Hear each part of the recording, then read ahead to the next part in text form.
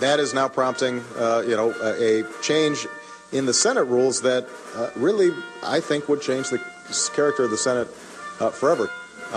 And what I worry about would be that you essentially have still two chambers, the House and the Senate, but you have simply majoritarian absolute power on either side. And that's just not what the founders intended. So this president has come to the majority here in the Senate and basically said, change the rules.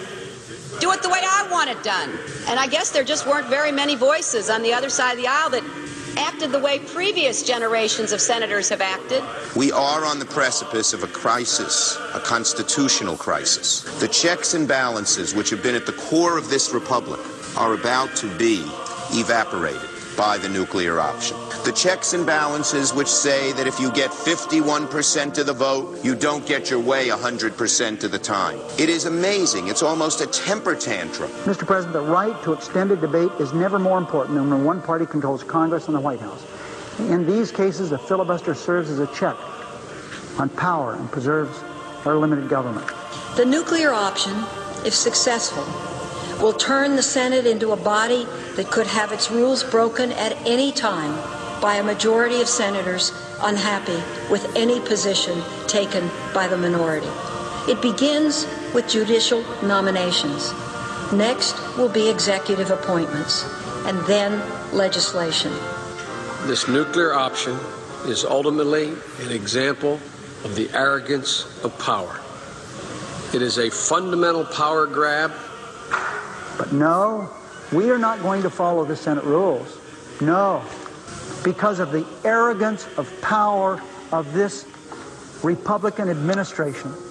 I've never passed a single bill worth talking about that didn't have as a lead co-sponsor a Republican. And I don't know of a single piece of legislation that's ever been adopted here that didn't have a Republican and a Democrat in the lead. That's because we need to sit down and work with each other. The rules of this institution have required that. That's why we exist. Why have a bicameral legislative body? Why have two chambers? What were the framers thinking about 218 years ago? They understood, Mr. President, that there is a tyranny of the majority. If the Republican leadership insists on forcing the nuclear option, the Senate becomes ipso facto the House of Representatives, where the majority rules supreme and the party in power can dominate and control the agenda with absolute power.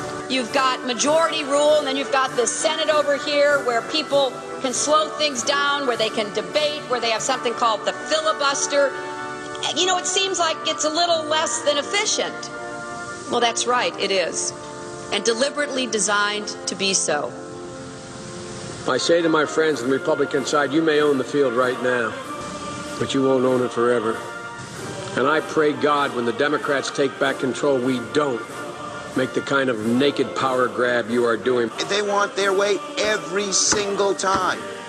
And they will change the rules, break the rules, misread the Constitution so that they will get their way. The Senate is being asked to turn itself inside out, to ignore the precedent, to ignore the way our system has worked, the delicate balance that we have obtained that has kept this constitutional system going for immediate gratification of the present president. This is the way democracy ends, not with a bomb, but with a gavel.